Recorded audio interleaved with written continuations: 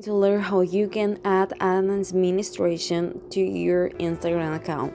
The first thing we are going to do is open your Facebook application.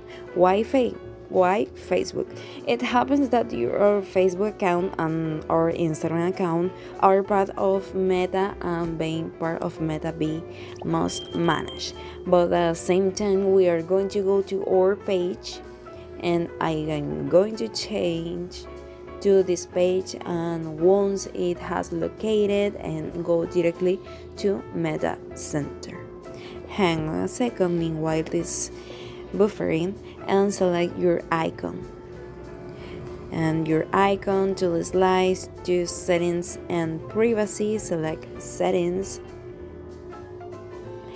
and we can see my account of Instagram is connected our Facebook page, and we can see more details, and we press in page setup in audience and visibility. We can see page access and view. We view the persons is administrate this page. Add new, and next select the person,